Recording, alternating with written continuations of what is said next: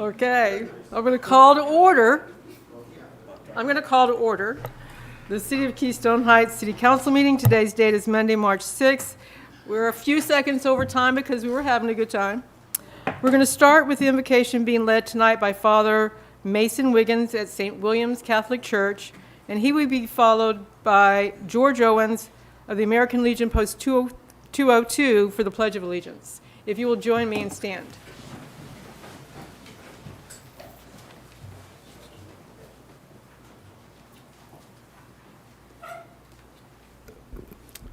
So let us pray. Heavenly Father, we pray that you will bless this meeting as we seek your guidance today. Come and let your wisdom fall upon us as we gather, and give us clarity so that we can discuss today's agenda with meaningful effectiveness.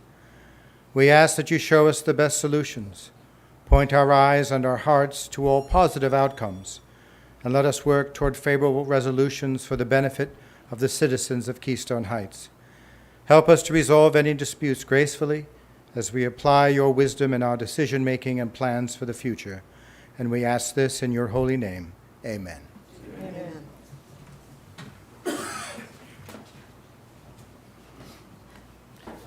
I pledge allegiance to the flag of the United States of America and to the republic for which it stands, one nation, under God, indivisible, with liberty and justice for all. Thank you.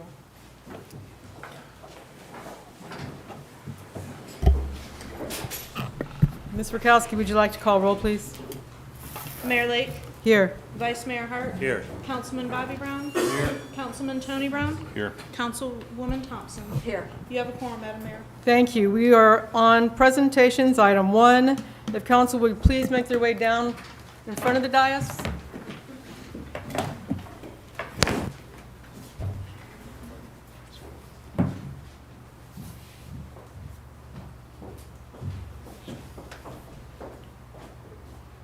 Ms. Tina, would you like to come up, please?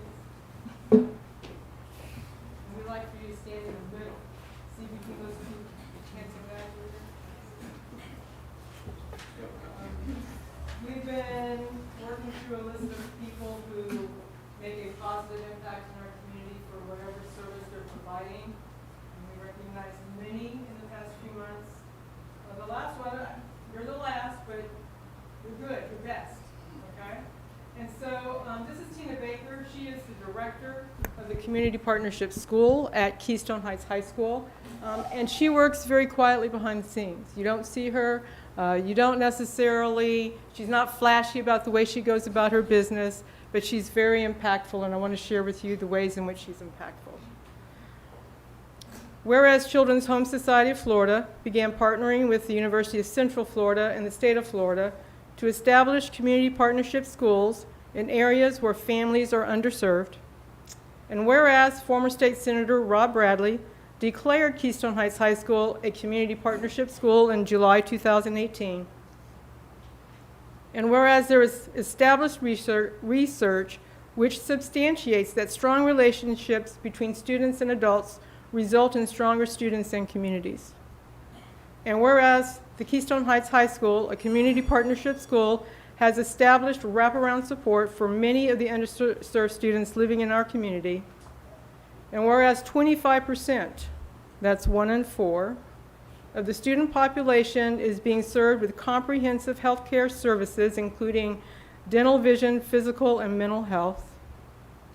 And whereas clean clothes is a driver of youth coming to school, to date, 49 students have taken advantage of access to Loads of Love, a laundry and free clothes facility. In comparison, 37 students took advantage all of last year. And whereas to date, 597 students and their families have been served with food, clothing, shoes, and hygiene products.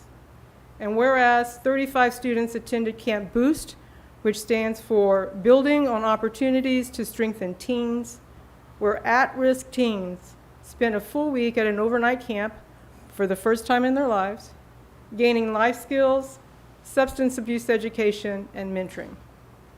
And whereas Tina Baker has done an outstanding job establishing and building the Community Partnership School with her core partners since 2018. And whereas Tina Baker is a champion and fierce advocate for the most traumatized members of our community. And whereas Tina Baker is a master collaborator with all of the human service providers in our community. And whereas the City of Keystone Heights and its residents are thankful for Tina Baker's continued commitment to families. And whereas the City of Keystone Heights and its residents recognize and appreciate the hours of care and compassion Tina Baker pours into our community. Now, therefore, be it resolved that by the authority vested in me as the mayor of the City of Keystone Heights and on behalf of the City Council, I, Karen Lake, proclaim Monday, March 6, 2023 as Tina Baker and her Children's Home Society Day. Council, I have a motion. Is there?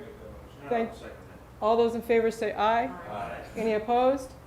Seeing none, motion passes 5-0. I emailed Principal Lori Burke, and I asked for her comment, and she sent me back a response, and I'd just like to read it into the record. Tina has been a strong and positive advocate for our school and community to bring specific needs to the forefront. Because of her work, our students' needs can be met so they can come to school and learn to help guide all students to success. I would like to give a big thank you to you, Tina, for her work and passion for our village. Congratulations on a well-deserved recognition. And so I have a proclamation for you and a key to the city. Welcome. Thank you. And we will take a picture, I think. You guys want to see them? Look this way. Perfect. Okay, now.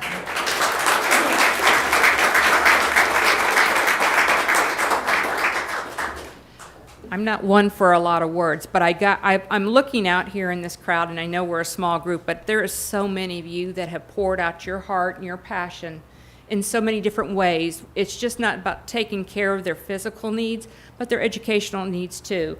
I know that we're looking at industrial certifications, increasing them, and doing what we can to get our mentor program up, because we have seen a big increase in those students that have been traumatized in our community. When we connect them with a caring adult, the relationships and the attendance and the grades and the discipline referral.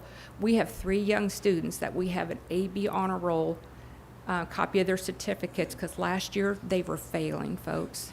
3 is such a small number, but just think, that's 3 students that's on their way for graduation, and they're not going to be relying on taxpayer dollars to support them. And that's what drives me, is to get families out of the system and being productive citizens. So thank you for this honor. I appreciate it.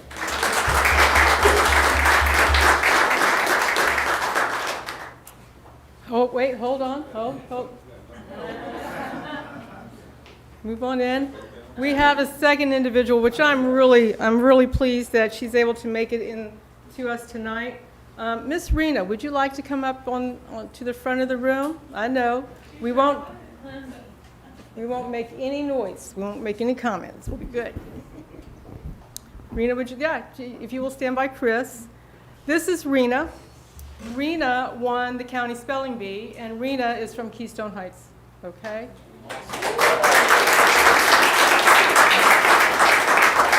And so I asked Lynn if she would ask for her to come tonight so we can celebrate her. And so I want to share with you a little something her family gave us that we can read so that you'll know about her journey. Okay. Rena's spelling bee journey began in first grade at Hope Christian Academy. She won her classroom spelling bee, then proceeded to win the first through third grade spelling bee. After this experience, she continued her love of reading, which increased her knowledge of words. In fifth grade, Rena won her classroom spelling bee. She came home with the school study list and began studying the words she was not familiar with. She prepared and went on to win KHES school spelling bee on December 17th in 2019. Rena studied an even bigger list of words, then participated in the county spelling bee on January 30th, 2020, and placed 6th. We did not know the county spelling bee was for 5th to 8th grade. It was a little intimidating when we arrived and saw how tall some of the spellers were. In 6th grade, she won her classroom spelling bee and went on to win the Keystone Elementary School spelling bee. There's a lot of spelling in there, okay? I'm just going to share that with you. She headed to the county spelling bee on February 2nd, 2021, a little more prepared than her first year. The competition was tough, and she finished in 3rd place. These first 2 years really helped her understand how to prepare. So in 7th grade, she won her classroom spelling bee and the Keystone Junior High School spelling bee. There was a little bit more pressure and expectations to win the county spelling bee. The words were difficult, and it came down to rounds with words the spellers had not prepared for. In the end, Rena spelled the winning word and won the Clay County Spelling Bee on February 22nd, 2022. She later competed in the regional spelling bee competition and finished 5th. This year, she won the Clay County Spelling Bee on February 23rd and became a back-to-back champion. It was mentally tougher than the returning champion, as a returning champion. She is currently preparing for the regional spelling bee that will be held on March 31st. Can you please give a round of applause to Miss Rena? Certificate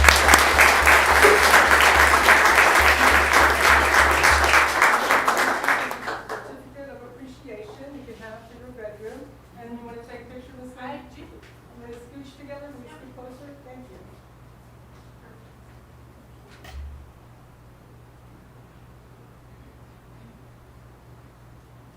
All right. Congratulations.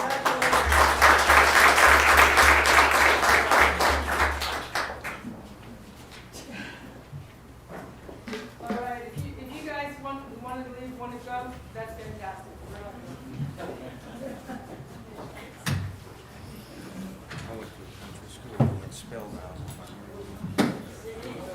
You spelled it?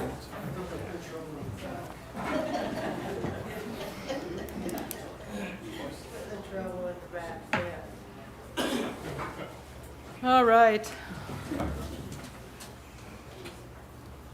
Okay, we're on to agenda item 2. Ms. Rakowski, do you have any public comment cards? I do have one, Mr. David Kirkland. All right, Mr. Kirkland, would you like to come up and state your name for the record, please?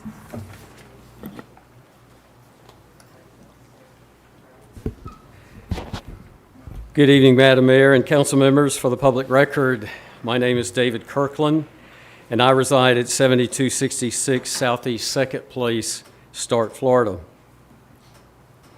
Last month, I stated it has and continues to be my pleasure to serve the citizens of Keystone Heights and its City Council since 2009 as a board member of the Keystone Heights Airport Authority. It's also been a pleasure to serve as the chairman of the board of directors since January of 2015. Tonight, you will appoint a person to fill seat 3, vacated by Mr. Bruce Harvin. Vice Mayor Hart, thank you for reaching out to me to solicit my input as to who I would recommend.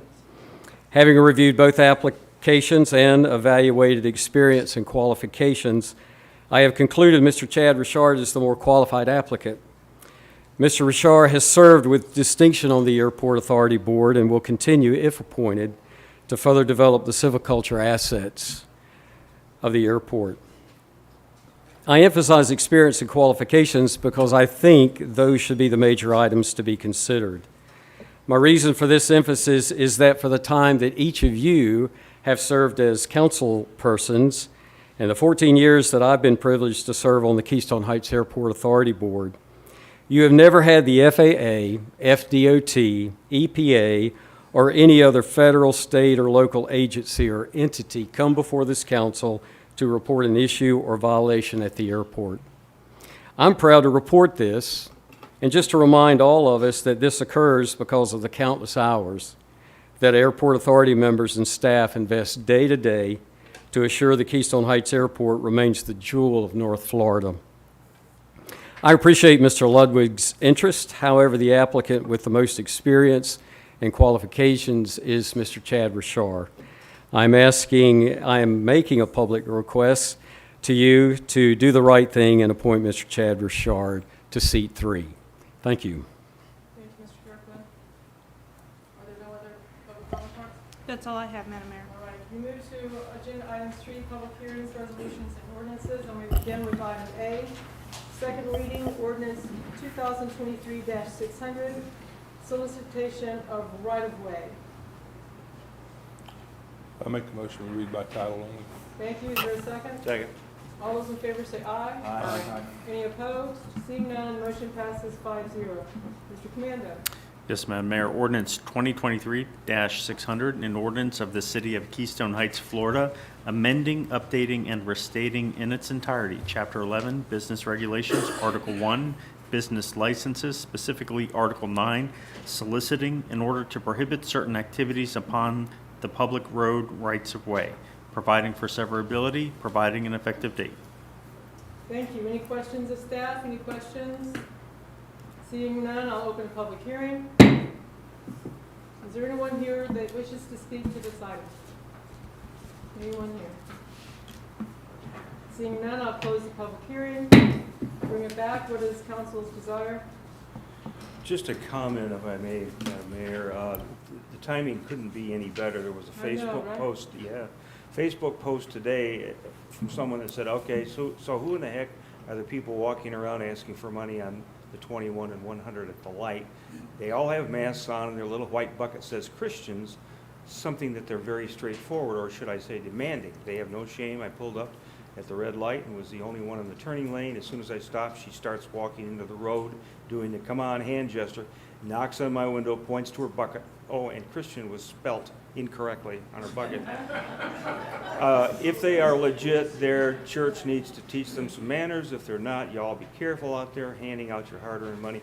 And I snapped a couple pictures. If anybody wants to see them, I'll set them up on a table. We don't know who these folks are. I have no clue. Maybe you guys do. They got masks on. And they're rather large adults. So I would be very much in favor of the passage of this ordinance. Is that your motion? It is. Is there a second? Second. Thank you both. All those in favor say aye. Aye. Any opposed? Seeing none, motion passes 5-0. And can you please inform the Clay County Sheriff's Office at some point in time that it's a done deal? Absolutely. And that's effective as of right now, if that's my understanding. So I will say this about our Clay County Sheriff's Office, as I was making a phone call to one deputy, I had another one call me saying, what is going on and do they have a permit? And so they were very aware of the situation and very reactive to what was Excellent. going on at the corner Thank this you. afternoon. Thank you. All right, we'll take up item B. Second reading ordinance 2023-6081, golf cart. Is there a motion to read by short title? I'll make that motion. Thank you. Is there a second? A second. Thank you. All those in favor say aye.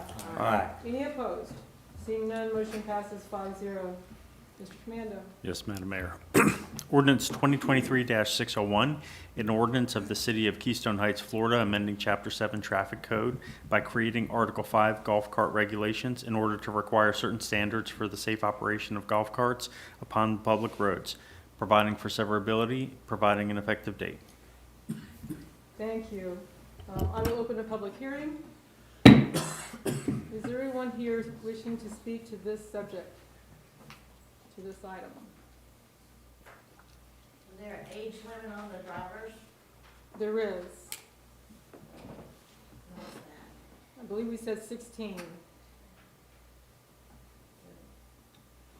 And if you're driving it at night, it has to be fixed up like it's a car.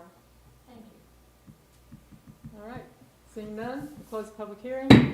Bring it back to the dais. What is the council's wish? I move passage. Thank you. Is there a second? Second. Thank you. All those in favor say aye. Aye. Any opposed? Seeing none, motion passes 5-0. All right, so everybody is now legal, including you. I don't even have an alcohol. No, I'm not. Okay, the first time in his life, he's leaving.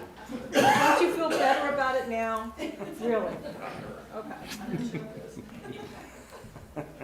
Okay, we're on to events, and there's a number of them. First up is the 4th of July Kiwanis Parade. We have Resolution 2022-02, temporary road closure for the parade. Is there a motion to read by short title? So moved. Thank you. Is there a second? Second. Thank you. All those in favor say aye. Aye. Awesome. Motion passes 5-0. Mr. Commando. You're reading the resolution. Resolution 2023-2, a resolution of the City Council of the City of Keystone Heights, Florida, authorizing the execution of a Florida Department of Transportation temporary road closing permit application, providing for an immediate effective date. Thank you. Any discussion, council? Any discussion? Seeing none, what is the motion? I make a motion, we accept. Thank you. Is there a second? I'll second. Thank you. All those in favor say aye. Aye. Aye. Any opposed? Seeing none, motion passes 5-0. Item B, Food Truck Friday with Bright Light Catering. Have you seen the application? Are there any questions of staff on the application? Yes. Okay, Ms. Rakowski. Are we going to be doing what we did last year in the way of the food trucks on Friday nights? And will this conflict with that? This is that, That is that? yes. So this is Bright Light Caterings, they're the Out of one who's- Middleburg? Pardon? The ones out of Middleburg? Yes. Okay. And so this is the same food truck that we've had. This will be our third season. There is one change to his application. 5/19 is graduation, so he is looking at moving it to the the Friday before, not to conflict with Okay, graduation. that was probably a good move.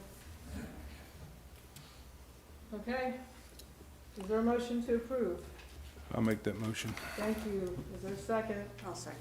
Thank you. All those in favor say aye. Aye. Aye. Any opposed? Seeing none, motion passes 5-0. Item C, blood drive, Life South Community Blood Centers. You've seen the application. Do you have any questions of staff? Any questions? Is there a motion to approve? So moved. Thank you. Is there a second? Second. All those in favor say aye. Aye. Any opposed? Seeing none, motion passes 5-0. Item D, Kiwanis Easter Sunrise Service.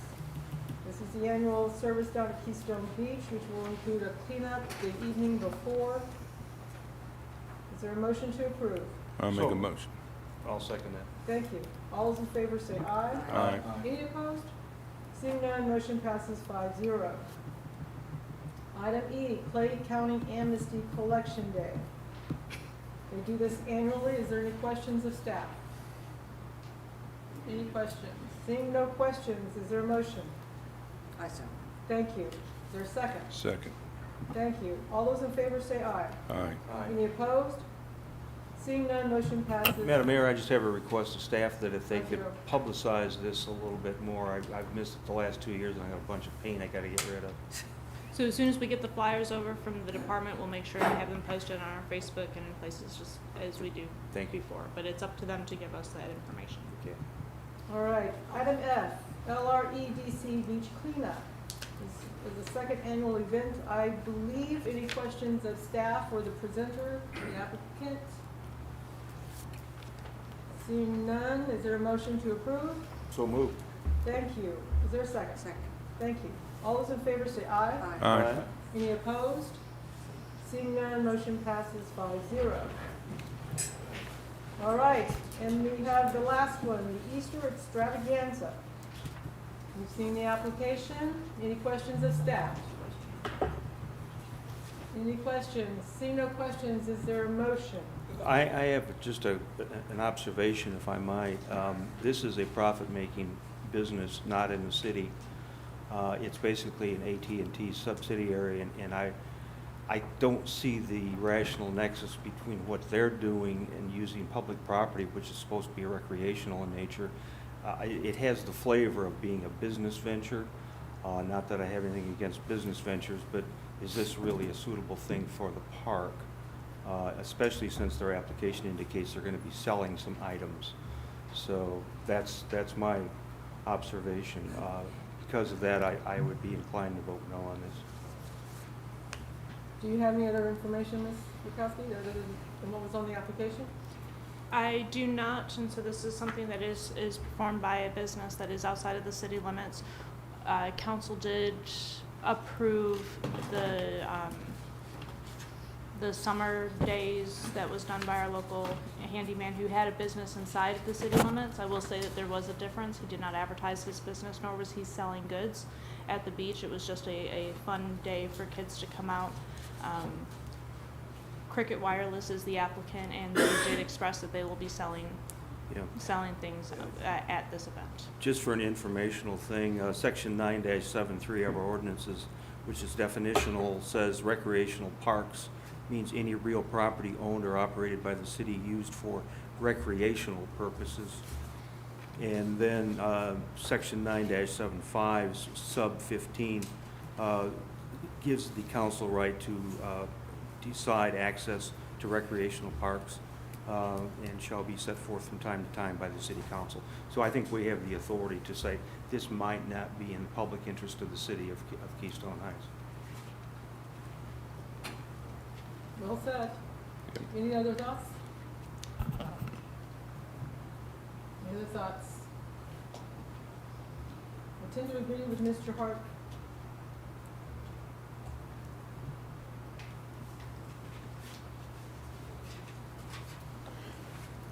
I make a motion that we do not accept this event. Is there a second? Your motion is a negative motion not to accept it. I will second that. Yes, sir. Yeah, I'll second it. Reject. Yeah, not to accept, it's a motion to not accept the application. We have a motion and a second to reject the applicant. All in favor say aye. Aye. Aye. Any opposed? Seeing none, motion passes 5-0. I think that's the first thing we've ever rejected.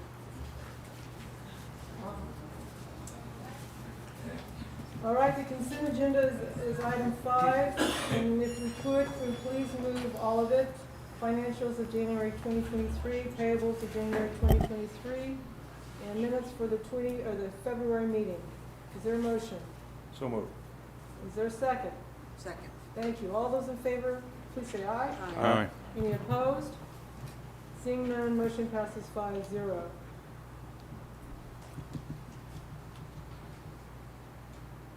We are up to appointments. We have the first of the appointments. A is the Heritage Commission. 2 applicants, Karen Nagel and Elise Moore. Ms. Bukowski, would you like to explain to us what we're doing here, please? Absolutely. We had a vacancy, we do have one current vacancy on the Heritage Commission that was vacated because of the decision to become our next mayor. The Heritage Commission has, however, expressed an interest to move forward. The ordinance does state that they can have between a 5 and a 7-member board. So this applicant will, whoever's appointed, will fulfill the existing term that was of Ms. Nina's Roden. Oh my gosh, that's going to be awful. I apologize so much. Better start practicing. Ms. Nina's appointment, and then we can work with the Heritage Commission on moving forward and expanding that board. And the commission has stated as a matter of policy it would be 5 in the present time, even though the ordinance allows more. But Right. 5 is the magic number, and we need 1, or they need 1. That's correct. So I believe both applicants are here this evening. Yes. Does council want to hear from them? Love to. Sure. Yes? All right. First up, Ms. Nagel, would you like to come to the podium and just introduce yourself to us, please? Sure. And just tell us a little bit about why you want to be on the Heritage Commission. My name's Karen Nagel. I live on Brooklyn Bay, and I've lived here permanently for 5 years. Prior to that, I traveled back and forth for my work in Tallahassee to a home that we were working on. So all in all, probably about 7 years I've been in the community. And I've grown in love with the community, and I intend to live here permanently the rest of my life. And I really love getting involved, and I would like to be able to make a contribution. And I have sisters-in-law, brothers-in-law, nieces, a spouse who grew up here. They were raised here, their families were here, so they have a lot of history, and I've heard so many stories. And I just would like to be able to begin my contribution to the community. I have a history of contributing to where I live. Prior to this, I was a volunteer at a nursing home where I did bingo and I did sitting for the residents. And I just enjoy being involved. I always have. I was a Girl Scout, and it's just part of who I am. So thank you for hearing me. Yes, thank you for being a volunteer and having that spirit to be here. Ms. Elise Moore.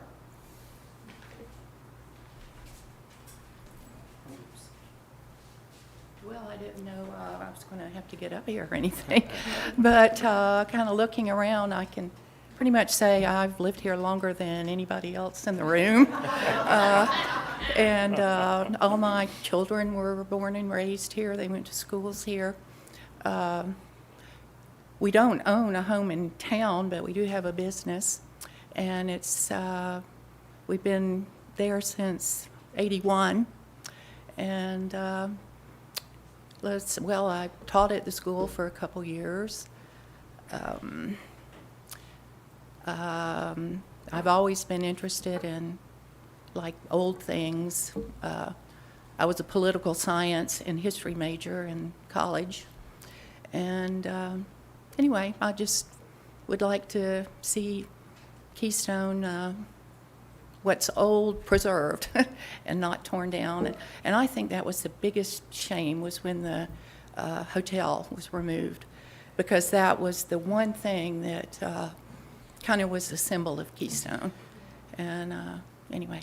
That destruction of the hotel was actually what started the Heritage Commission after the fact. A few years after it was torn down, the Heritage Commission was formed so that something like that wouldn't happen again. Mm-hmm. So that's the genesis of the Heritage Commission.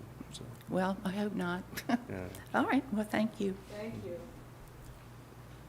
All right, council, you've met the candidates, you've read their application. Any discussion? Just an observation, if I might. I don't know how the vote is going to turn out, but if someone is appointed by us to be a commissioner, that gives them voting rights. However, the Heritage Commission also has associate members that are appointed by the Heritage Commission. They can still serve. The only thing they can't do is vote, but they can roll up their sleeves and work. So however this turns out, there's an opportunity for both of you to be involved in the Heritage Commission. And that's a nice option. I like that. Also like the fact that a business owner came up to us and has applied. I think it's important to recognize their investment. And she's in one of the oldest buildings. I know. I like the way the floors creak. Yeah, I do like the way the floors creak when you go in. Yeah. You can't sneak up on anybody. So, council, what would you like to do? I'll make a motion, we accept both applicants. Both applicants? Both applicants. There's only one opening, Mr. Brown. Oh, You I'm know, sorry. I would Over my make glasses. I would like to make a motion for Mrs. Moore. She has been around quite some time, and she does have one of the oldest buildings, and has an interest in the preservation of the city of Keystone. So I make my motion for Mrs. Moore. Is there a second? I'll second. Thank you. All those in favor say aye. Aye. Aye. Any opposed? Seeing none, motion passes 5-0. Thank you both for being here, really, honestly. I know this is a kind of a tough process if you're not used to having to get in front of people. So we appreciate it. We hope you stay interested in Ms. Nagel. Ms. Nagel, I don't know if you know Christine Arnold. She was one of the first commissioners of the Heritage Commission. In fact, the Heritage Commission started in her kitchen. So you might want to get acquainted with her and explore the possibility of being an associate member. So in fact, if you want to, we have, I think, almost all of you here, right? Would you Have a like to meeting. stand up and introduce yourself? No, Carrie says no. Just know that most of the Heritage Commission is here in the room, so we appreciate all of you. Okay, so we're down up to Keystone Heights Airport Authority, Clay, seat 3. We have both of the applicants here. I'll just start in the order that they're on the list. Mr. Bashar, would you like to come up and introduce yourself? Yes, good evening. I think generally speaking, everyone knows each other, and I think we've met several times before. I did apply for this seat. I've been a part of the airport board since July of 2015. My application, I took some time to add some additional information in case you were unaware of my professional background, skills, and acumen. So in that, I've just provided some of the rationale behind the components of the board that I have served and would like to continue to serve. And it'd be my pleasure to continue to add value to the Keystone Airport. Thank you. Thank Do you have any questions that you'd like me to address? Any questions? No? Okay, thank you. And next, Mr. Robert Ludwig, and I have to call you Bobby. That's fine. That's fine. My name's Robert Ludwig. For those of you that don't know me, I'm 6451 Loch Lomond Drive. I go by Bobby for those that do know me. This is something that I've considered for many years. I've been a very involved parent with two children throughout the years, so kind of was very busy throughout our community with sporting activities, school, and different things as such. I'm at the point now in my family that we're becoming empty nesters. Anybody here that's been to that, there's a certain amount of freedom that starts to come with that. So we're kind of just starting to discover what that freedom is. So it's allowing me to have some time now to start maybe doing things outside of our home. If I can take a few minutes just to kind of give a little example of my brief history, and I say brief, if anyone that knows us, nobody in our family is brief when it comes to talking, but I will try to keep it limited. As far as the experience goes, I've never done the administrative side of what it is for like with the airport board. I have been involved throughout the course of my career as an aircraft firefighter. And if I can go back a little bit just to kind of let you know how I kind of got to this point. In the early 80s, I grew up in Arlington, and my family moved out to the north side. And during that time, we moved into a subdivision that was located just off the approach end of Jacksonville International Airport, runway 32. And as a kid coming out there for the first time, seeing airplanes flying low over my house, I mean, it got me excited to the point to where every time I heard an airplane coming or going, I'd stop everything I was doing, would run outside and go to try to see if I could identify what kind of plane it was, what company it was, Delta, Eastern Airlines, People's Express, some of the old ones from back in the day. My parents noticed it and started realizing there was an issue here, that every time they needed me to do something, I'm running out the door, running around looking at airplanes. So at the time, they couldn't do anything as far as financial wise to help me go towards a pilot's license as I started getting older. But what they did do, they had a connection, and that connection was with Santa Claus. And Christmas of 1986, I got the best present I could have ever gotten besides getting a pilot's license, and that was a Radio Shack realistic Pro 32 scanner that had the airwave frequencies on there. And from that point forward, that opened up my entire world to the aviation world. I could tune in to the frequencies there. I could listen to them before I could even see them. I could hear them coming in for approach, hear them for departure. It just opened up an entire aviation world for me. I also could get the space shuttle frequency at the time. And back in those days, if everybody, there's a lot of young people here that remember, they used to do the beep in between the transmissions between mission control and the space shuttle crews.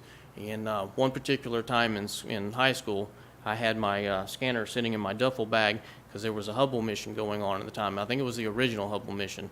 And I had the earphone all the way up through my clothes to where I could listen to it in class because it was just such an interesting thing.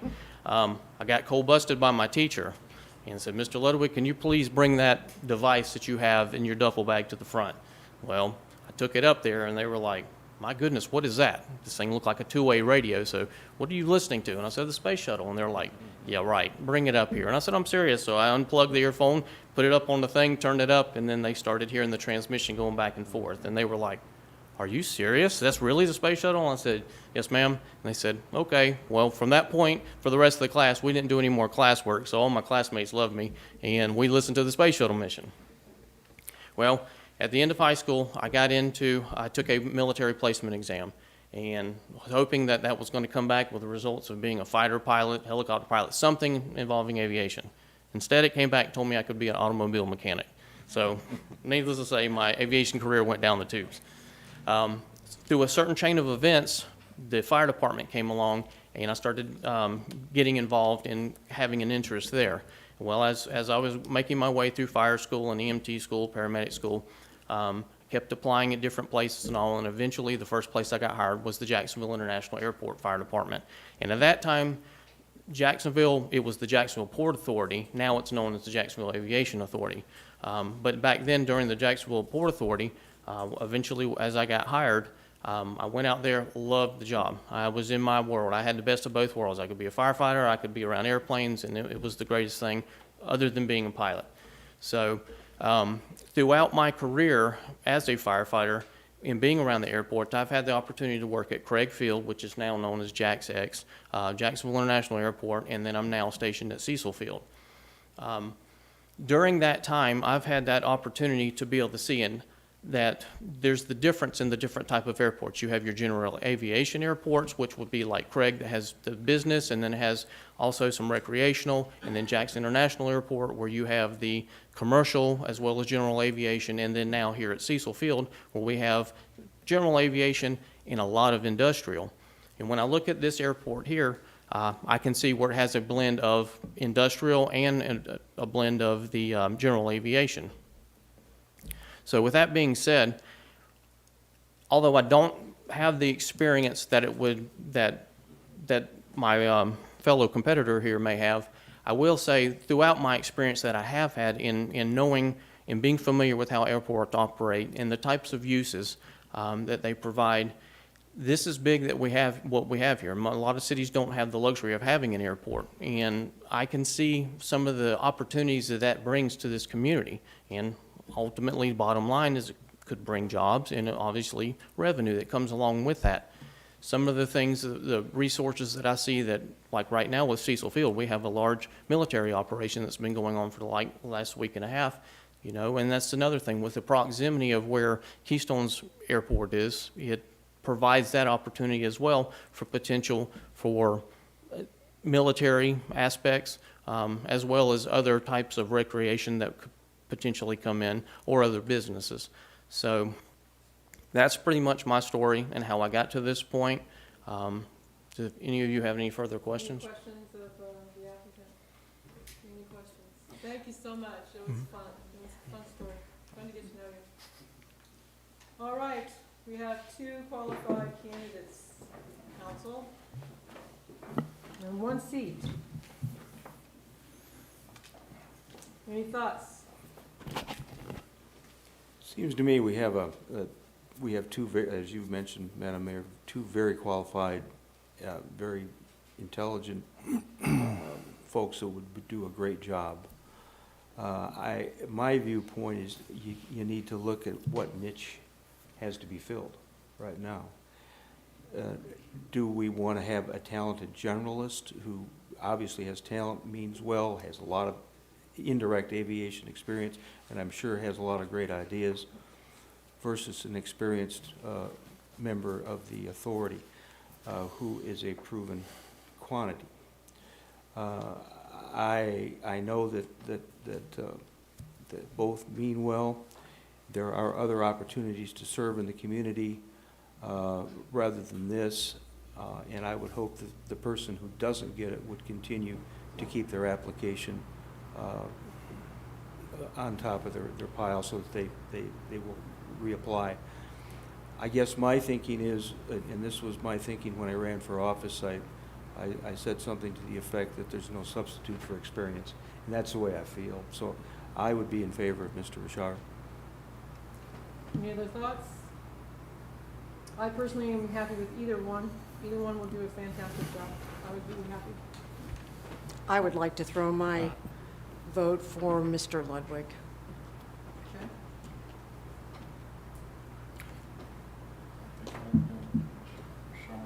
Mr. Richard, 2. Well, I'll tell you what, it's my turn. One of my favorite senators right now in Washington, D.C. is John Kennedy, because he does not pull any punches when he talks. And this is what I'm going to do tonight. And I won't be as long as Mr. Ludwig was, but I'm just going to get to the point. Our last meeting, and we're all friends. And if you walk out of this door tonight and you don't want to be my friend, that's fine. I'll live with it. I've been doing this for a long time, and I know you guys are tired of hearing I've been here a long time. But I have been here a long time, and there's a lot of decisions that I've been a part of. But I have never had a board stand up in front of this council and basically tell us we didn't do a good job. And Mr. Richard, the comments that you made that this council needs to run better and run like the airport. We are the bosses. I hate to put it that way, but we are. We are your bosses, every one of you, except for Maria. And if I wasn't self-employed and I went to my boss, like every one of y'all did at our last meeting, and pretty much scolded us, I'd have fired every daggone one of you. And that ticked me off. And I've talked to some of the board members, and I even went to a board meeting the other night. But I'm still fired up about how the board members approached their bosses. Now, this is America, and you got a right to say what you want to say. But I was always taught that you respect your bosses, and that you, in a public meeting, to do what some of y'all did to us, that boils my blood. And I wasn't going to say anything. I was just going to let it fly. But Mr. Richard's done a good job out there. I felt that there needed to be a change. And with doing that vote 2 months ago, and to put somebody back in that I took out, I just look like a hypocrite. And my vote's going to be for Mr. Ludwig. Is it out of order for someone from the public to speak at this point? It would be a point for the chair. And, I would encourage the chair to allow it. well, here's the thing. I've also had a conversation with the chair of the airport authority, and I chastised him privately for bullying us over this decision about a member. And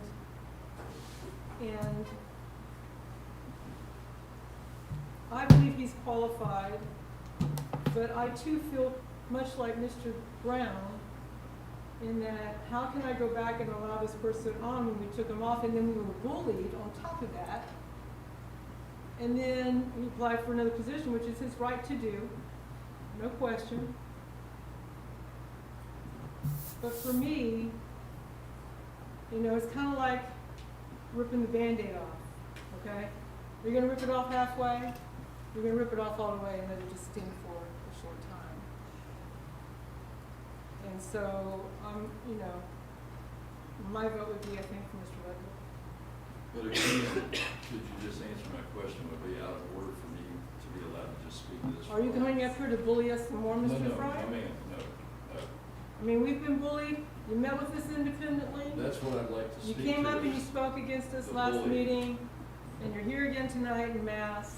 So it feels like bullying. I'm just going to say to you, it feels like bullying. But Again. could I please speak? Sure, come on up. Okay. And then we'll No, I decide if it's appreciate bullying. it. And I'm not here to bully you. My name, as you know, is Scott Fryer. I'm the Vice Chairman of the Keystone Airport Authority. And if I need to, for the public record, I reside at 7309 Southeast 2nd Place, Stark, Florida, which is in Clay County. I will admit in that meeting, some people that did get up and spoke might have appeared to be bullying. But what absolutely perplexes me, and I know Bobby, he's a fine man. I'm going to tell you that right now. I'm going to tell all of you, this is a fine gentleman, and I would be honored to have you on the board. But at the same time, Mr. Kirkland's told you we have a need. And Mr. Brown, you talk about, you know, you'd fire your employees. Did you think to talk to your employees out there? This is not bullying. Please just hear me out. Who knows better what the needs are of that airport? I've heard you over the years, and you have made the comment that you wish sometimes, because everybody has disagreements, that you wish the city council worked together as well as you saw the airport board. You know, and you have, and I think we do. We pull the rope in the same direction. What we do is our passion. You just spoke of your passion. We're passionate. Chad is passionate. But you, Madam Mayor, again, I'm not bullying you. I'm just going on the facts. You said you were upset with Mr. Richard because he left, I guess, to better, I don't even know the whole circumstances. I just understood he took another job somewhere. And he seems to be being punished for that. And that's your right. You folks do hold the power. You are our bosses. We report to you. But that airport, I'm telling you, is on cruise control. You don't have to worry about anything out there. And forestry is a big part of that. Right now, Mr. Seamers is under that committee chair, but I don't know what background he has in forestry. I don't have any background in forestry. That is one of the biggest assets we have out there. It is certainly your prerogative. And listen, if you decide to vote for Mr. Ludwig tonight, I'm going to support the man. I'm going to tell you right now. Because at the end of the day, at the end of my life, the only thing I've got is my word and my integrity.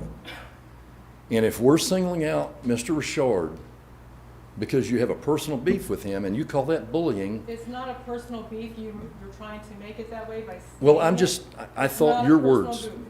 It's not a personal beef. Okay, well, and that's fair, and I'll take you at your word on that. So, but to say we're coming back, the airport is trying to bully you, yes. Some people are upset because we've got this rhythm going. We've got this, I don't know how to explain it. We're moving forward. That airport has been profitable for the first time in years. And all of us are replaceable. Mr. Kirkland and I are up next month. You may decide not to choose us again. But please, please don't destroy what we've built upon. We're so proud of it. I mean, Chad wouldn't come up here and have, I mean, I got to think it was embarrassing for him a couple of months ago when this occurred that, I mean, I know it's wrong to think you're a shoo-in, but I think he was shocked and he didn't know why. And he has worked so hard and it kind of shocked all of us. We've always done that. And you're right. You have the prerogative. You have the power. You can make the change. I invited you. You come out there and I'll ride you around. I want you to meet the employees that work out there. I want you to meet those pilots and the mechanics at MHD Rockland. But when I needed the end of the runway cleared, instead of cutting 2 or 3 trees every year like our airfield manager was doing, not airport manager, but airfield, I talked to Mr. Richard. We worked together. We got it cleared. We don't have to worry about the approach to runway 11 now for the next 20 years. We're working on getting a logging road in, but I don't have I can't go to him now. He's no longer a member. I need his help getting a road to get into over $1 million worth of assets in Tree Farm. So the only thing I ask of you is please don't be mad at us. Please don't say that we're trying to tell the boss what to do. We're telling you what we recommend. We know what we need. I don't know if that makes sense. I don't come up here and tell you how to run the city because I have no idea what the city needs, but you have entrusted us to share, and I implore you to listen to us. We have knowledge. We have valuable knowledge. None of us is certainly irreplaceable. We can all be replaced. But there's not a fight between the airport authority and the city council. I'm here to tell you that right now. If we speak up for Chad Richard, it's because we respect the man. We really need him. If he doesn't get reappointed, is the airport going to fall apart? I can't tell you that. That would be a lie. But I think either choice you make tonight is going to be a good one because, like I say, Mr. Ludwig, he'll do a great job for us. I don't know him that well, but the meetings I've had, and I've met this young man, and he is a product of his parents, and so I know, therefore, he's a good man and had a good upbringing. So please don't accuse the board of bullying you. Some people were passionate. They let their emotions get the best of them. Any of you that have never let your emotions get the best of you? Not to my boss. You're lying. Not to my boss. Right. Well, you may say that, but listen, I was in management for 19 years at the power So plant. was I. Well, Yeah. I know, but I'm just saying sometimes employees come to you with good ideas. So thank you for the opportunity to speak. I appreciate it. If I might, Madam Mayor, my view is this is a business transaction. We want to do what is best for the airport, and that is then what is best for the city of Keystone Heights. After our last meeting, or the meeting where Chad was not appointed, He and I had a little 3-second go at it verbally. I didn't take it personally at all, and I'm sure, Chad, you didn't either. Chad and I are not buddies. We're not going to go out and have a beer or anything like that afterwards, but my opinion is that he is the best man for the job, and if you can't stand the heat, get out of the kitchen. Well, we're all going to stay in the kitchen. We can stand the heat. It goes with the job, and I'm doing this basically as a transactional thing. Was used to dealing with attorneys and judges and people who, didn't always see it my way, but we always got along and shook hands afterwards. And I think that's the approach we need to take. The main thing is what is best for the airport, and that's why I would reiterate that Mr. Richard would have my vote. Well, I'll be honest with you.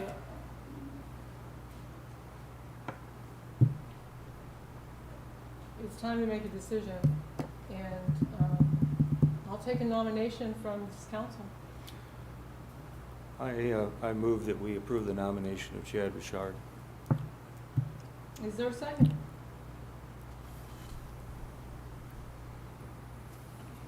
I'll second.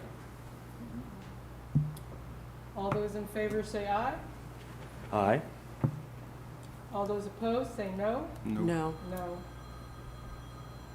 Did you say no, No. Tony? Motion fails. I'll accept another nomination.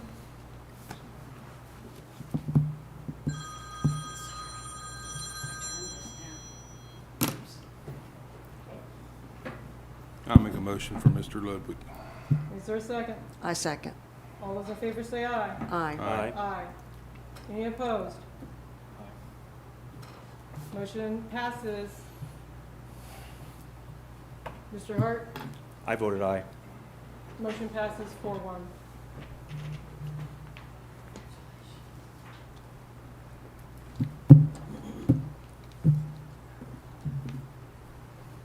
City business, number 7, item A, ecotourism master plan. Yes, Madam Mayor, I met with our engineer via Teams last Monday. He is going through with a new member on their team doing the asset research of each park. We're looking at scheduling, hopefully, we were looking at end of April, but mid-April, because the end of April seems to be crammed packed full of 2 public workshops, and then hopefully in May coming back with a council workshop of those findings. Okay, any questions of staff? Any questions about timing? All right. One minute. So you're saying they've already got somebody else doing this? So Mr. John, which you have not met yet, has hired another engineer, and she will be she will be tasked with Keystone Heights specific. I hear that she's very qualified in lakes and environmental services, things of that nature, the natural resources, things that we're very rich in, and so he will be bringing her on as part of this team for this project. And then we'll have a workshop when they get their So findings? we will have 2 workshops that'll, for public input on the needs of our parks and our tourism, and then those findings will be presented to council in a form of a workshop to have additional and detailed conversation of what all that means, and then they'll put it together in an ecotourism master plan. So you should be looking at probably June or July adopting the ecotourism master plan as a whole. This will include all of our parks, any additional assets or resources that need to be or should be added, a list of priorities on how to tackle what we do have right now, and things moving forward such as stormwater management as we bring in larger crowds. So that will all be tackled within our ecotourism master plan. However, we have had plenty of conversations on pickleball versus tennis and splash park versus, so those will be some of the conversations that we'll have, that will be reaching out for public input. Okay, sounds great. Ms. Bukowski, item B, Smart City Master Plan request. Yes, so last year with the North Florida TPO, the city of Keystone Heights put in a request to be included in their Unified Planning Work Program, the study of State Road 21 and State Highway 100. That study is being concluded, and we should be presented the findings by May. And then For this upcoming year, the North Florida TPO reached out to see if we would have an interest in having a master plan for a smart city. What this means, in 2017, the North Florida TPO created a regional smart region master plan. And their consulting team would be coming in, having conversations with our public works and staff, and looking at strategic ways that we can implement technology so that we can work smarter, not harder, as we continue throughout the country of the workforce becoming difficult to fulfill. So this is just a good way on how to find out where technology can be implemented so that we can move forward with some of our tasks and processes. This will be completely paid for by the North Florida TPO, and we can do with the findings what council chooses to do. Sounds good. So with that, can I have a motion to go ahead and request that this study be added to the UPWP for the North Florida What's the TPO? cost?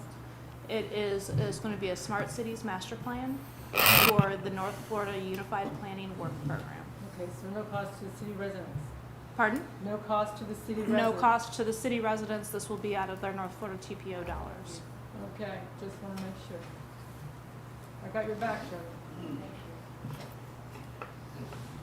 All right, is there a motion? I'll Want to make do the a motion. study? Thank you. Want to do a study? Is there a second? Second. All those in favor say aye. Aye. Any opposed? Seeing none, motion passes 5-0. Ms. Bukowski? Yes, Ms. Andrews and I had the privilege of meeting with our auditor and our CPA last Friday morning to discuss our audit update. We got a lot of things covered in conversation. We will be working with both our auditor and our CPA to have a budget and finance meeting to discuss the engagement letters for both on how we went through this audit as we transitioned some of the roles late last year.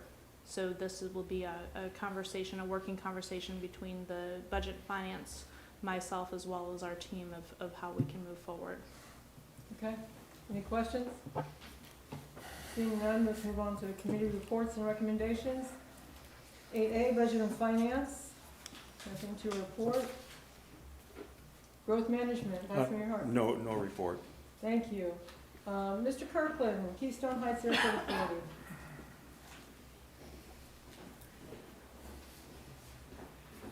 Good evening again, Council. First of all, let me say congratulations to Mr. Love. We look forward to serving with you on our board. The taxi lane rehabilitation project is in phase 3 and progressing with no issues to date. This $1.3 million project is scheduled for completion late July and is 100% funded by FDOT. Ms. Searcy, along with airport engineer Bill Prang, and I met with the FAA and FDOT on 23 February to review our 5-year project plan.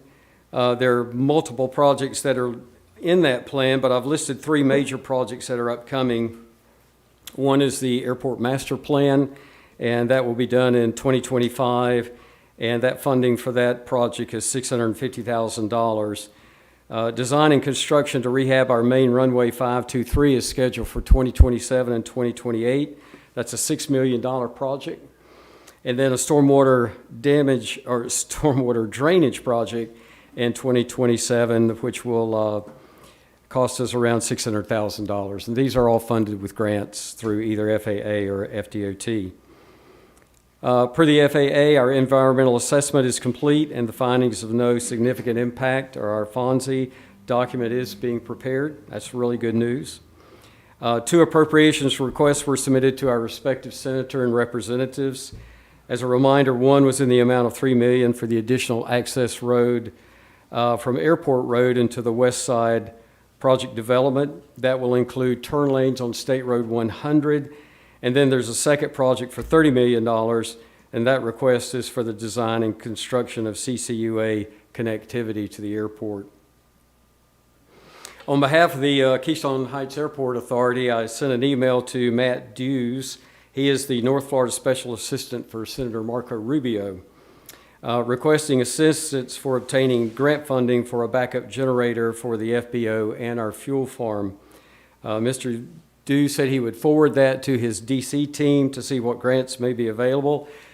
Since this had been prepared and submitted to city manager, I did hear back from Mr. Dews. Unfortunately, the DC team couldn't find any grants for us. Had some other suggestions, so we're going to follow up with those and see if we can get that funding. MHD Rockland training flights are ramping up with multiple flights per week this month, so don't be surprised if you see a lot of the red tail aircraft in the local airspace. Last week we had a group of Marines from West Palm Beach doing rope rappelling and parachute jumps from a helicopter. The training some of these military groups do is amazing, and the airport is glad to assist them. Another benefit to having them train and come to the airport is we get to sell them some Jet A fuel, which helps our revenue. The IAC Aerobatic Snowbird contest scheduled for March 23rd through the 25th is still on schedule if the weather permits. The competitors will arrive a few days before the competition for practice. We anticipate around 30 aircraft competing all weekend, and spectators will be asked to view from outside the fenced area.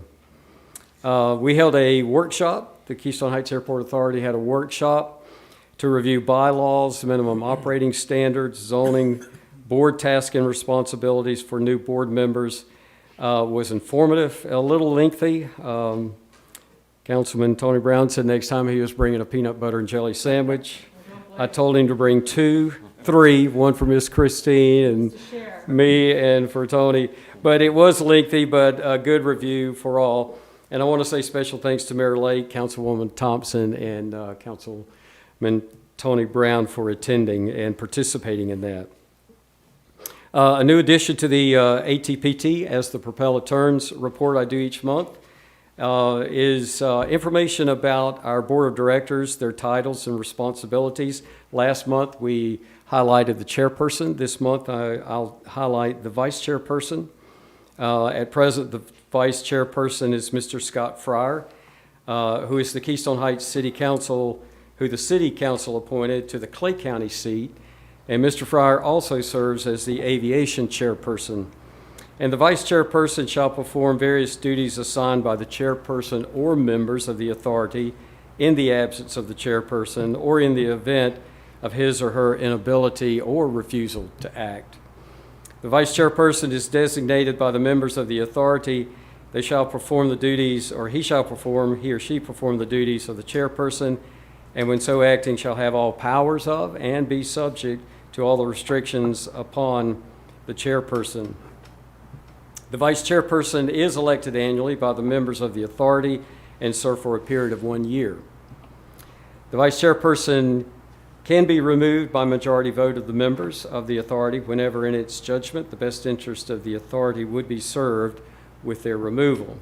As I mentioned, Mr. Fryer also serves as our aviation chairperson, and in conjunction with the airport manager, the aviation chairperson consults with airport staff, with engineering consultants as needed to assure that federal, state, and local aviation-related requirements are in compliance. This person provides airfield updates at monthly Airport Authority board meetings as requested by airport staff. This person will collaborate with airport consultants, contractors on present projects that are going as well as future aviation-related projects, and then provides on-site assistance to airport staff with regards to hangars, equipment, and moving a lot of airplanes around on a very limited apron space that we have. Mr. Fryer does a good job, and we appreciate all he does. That's all I have. Any questions? Just want to extend a thank you for keeping us in the loop on this generator question. And I also would like to know, what is the actual cost of this item, this generator? We're looking at 2 generators. One is a single phase, almost like a residential generator for the FBO, our Fixed Base Operation Terminal Building. But then our fuel farm is a 3-phase, larger load, so it's a little different. For both generators, all the associated automatic transfer switches and equipment, we're looking at $130,000. Just seems so counterintuitive if there's no money available. I know you're going to find some, but We're working. I know you are. Thank you. One of the suggestions was that we get with Clay County and the persons that write their grants, and possibly they may have some insights into some resources. Would FEMA be able to give you a grant on that? We have not contacted them. That was one of the suggestions by Mr. Dews, and we've asked for a contact person or persons, some contact information on who we might call or email just to inquire. Thank you. You're welcome. Appreciate it. Ms. Rakowski, do you have anything for planning and zoning? I have none at this time. Okay. Ms. Murphy and Ms. Collins from the Heritage Commission, do you have anything? They're fighting over who's going to. You have to do rock, paper, scissors. Remember, we're sharing the job, right, Ms. Collins? Yes, yes. So we met today. We had a Heritage Commission meeting and then a workshop following down at the Beach Pavilion. It was very fruitful. Mainly, we discussed the fourth grade field trip that's upcoming on April 6th.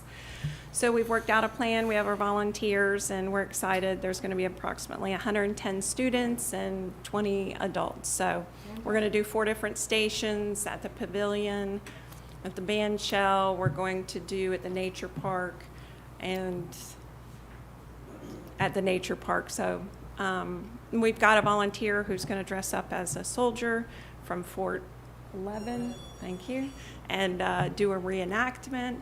We're going to have the Keystone Inn. We'll have the Beach Pavilion history and like a day in the life of a 1920s kid. And then the also the Chautauqua. So that's pretty much it. And then we're happy, thank you for appointing a new commissioner this evening, so that will help us as well. Any questions, comments? We also have Mother's Day event coming up in May also. Awesome. Yes, I can't wait for your educational day. That sounds fantastic. Yes, we're looking forward to it. They are super excited at the elementary school. They will walk down. I get there around 9. We'll have our stations. They will have bag lunch that cafeteria is going to provide and do some play. And then we're working on getting them a little souvenir memento. And the city's going to provide the water bottles for them, which is very helpful. So thank you very much. Very cool. I have a question. Yeah, sure. Well, what grades? The 4th whole- grade. Fourth grade? Mm-hmm. So Florida history is actually in 4th grade, and that was brought up by one of our associate members who worked at the elementary school, Janice Getzman. And so we had been trying to do 5th graders and just weren't getting a lot of play. So tying it in with the Florida history was like amazing idea, and they responded like that. So it was a win-win. Thank you. Mm-hmm. And just, I have one kind of personal plug, I guess, but it ties in with the Heritage Commission. This Saturday is the grand opening for the Inn at Palmetto from 1 to 4. It's open to the public if you'd like to come by, anybody. There should be some publicity coming out, but feel free, stop by anytime between there. We'll be doing tours and everything else, so hope to see you there. I'm sure you're grateful that project is finished, right? Very, very grateful. I will share with that, the tourism department of Clay County is very grateful that that project is completed as well. We now have a place to stay, right? Bed and breakfast. That's awesome. All right, Tony Brown, do you have anything else to share with us tonight? I do want to share an attaboy for our sheriff's department. The other day, I think it was last week, I was in signing checks, and while I was in the manager's office, we looked up and something was going on the pavilion. We opened it up, looked, and sure enough, that was what we thought was going on. So anyhow, called the sheriff's department on the non-emergency number, which is the manager is very quick to tell me to do that instead of calling her and complaining. So we called the number, and the sheriff's department was here in about 3 or 4 minutes. And we watched the deputies go down and handcuffed the 2 teenagers.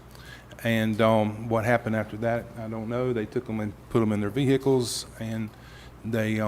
But I just want to say, residents or even in the county, if you guys see anything, call the non-emergency number. If you don't want to call the 911, if it's not an emergency, but you have an issue that you're concerned about, call that non-emergency number, and they'll send a deputy. And that day, we got them there in about 3 or 4 minutes, so. Awesome. Thank you. Anything, Mr. Brown? No? Ms. Thompson? Yes, I would like to thank the airport for having me at their workshop. I had a lot of, it was a lot of fun, very interesting. I learned a lot. I'd like to come back and learn more and do a visit. Thank you. Mr. Hart? I'm very appreciative of the way that the Heritage Commission has been able to pass the baton on to the next generation. I don't know if you've sorted it out as to who the actual chair, or if you're going to do a triumvirate or something, but It's a timeshare. Timeshare, but I'm very appreciative. Also, to elaborate on your comments, Mr. Brown, there is a phone app that you can get where the Sheriff's Department will send out alerts with a map, and also there's a spot where you can contact the Sheriff's Department directly for an emergency or a non-emergency. And perhaps staff can follow up. I don't have that available right now, but it's an excellent. Safer app? Safer app? Oh, thank you. It's excellent. It's excellent. That's all I have. Okay, and I really, I was invited to speak to a Girl Scout troop on citizenship this past month, and that was just a lot of fun. It was a great time to sit down with youth. They were very curious. They asked a lot of questions. We got to share stories about, some funny things that have happened in the city since I've been mayor. That's been fun. How many phone calls I make to Ms. Rukowski with pictures and things that need to be fixed, and how the grass gets mowed. You don't think about, how the city is run. And so that was fun, and they've invited me back. So I'm going to go speak to the Boy Scouts at the end of the month.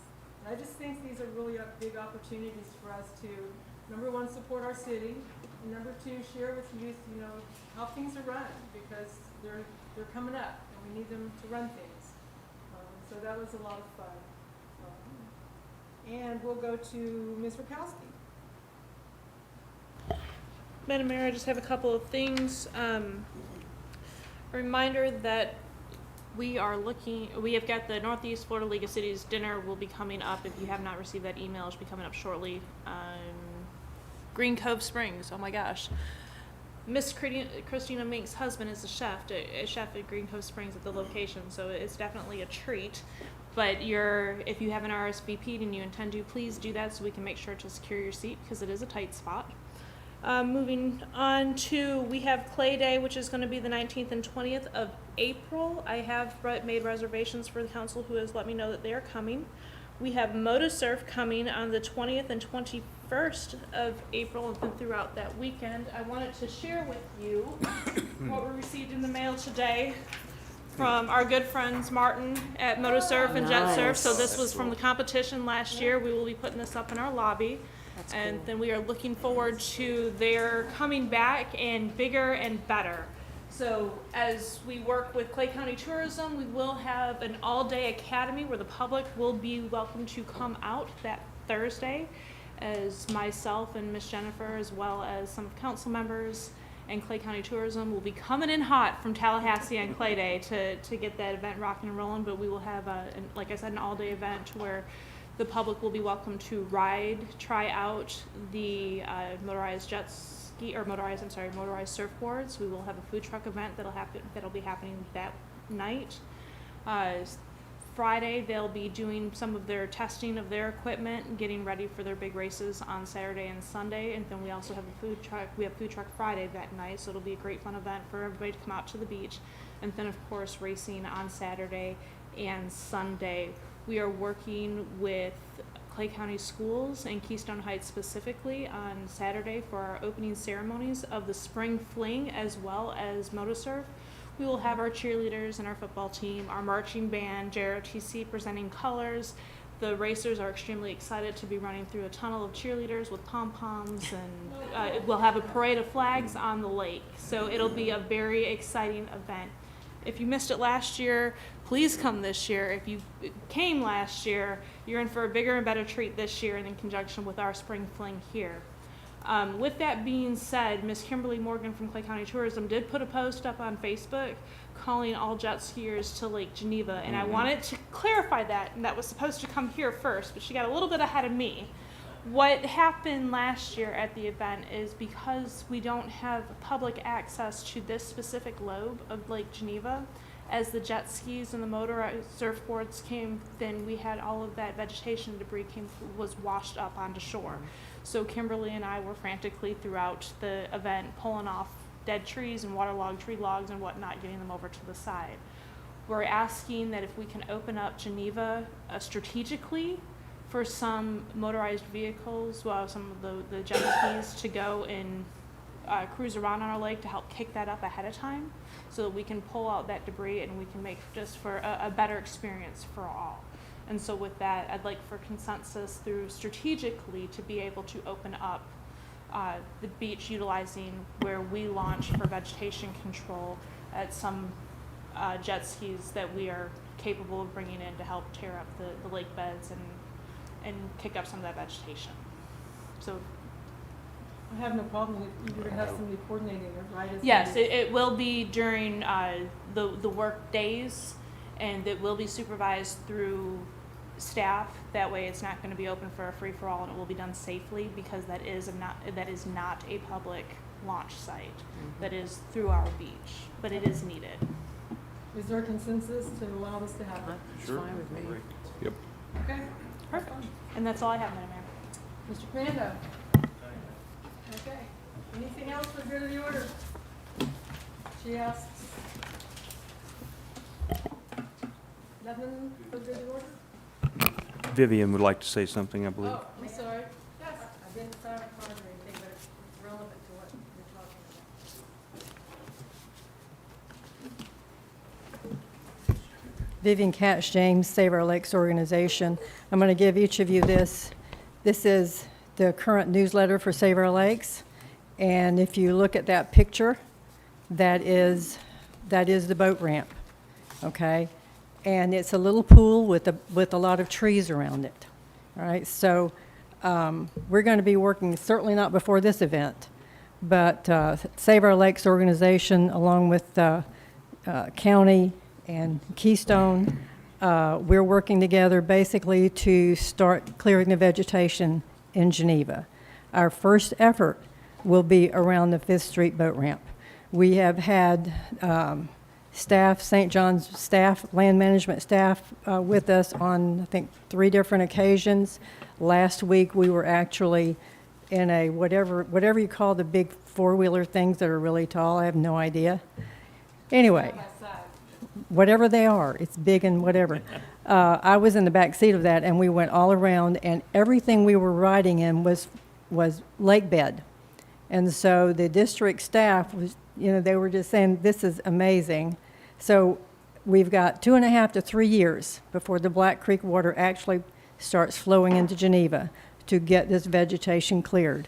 So we're working on it. We're working hard on it. Like I say, the county and the city are involved in this too. So, and one more quick thing, Mayor, you brought up something a while back about LREDC and the walkway and the boardwalk.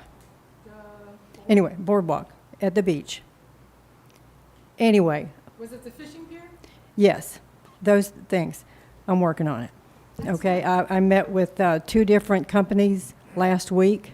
That is not dead. We are working on it, and I will get back to you and make a presentation, hopefully at the next meeting. So, anyway, thank you. Thank you.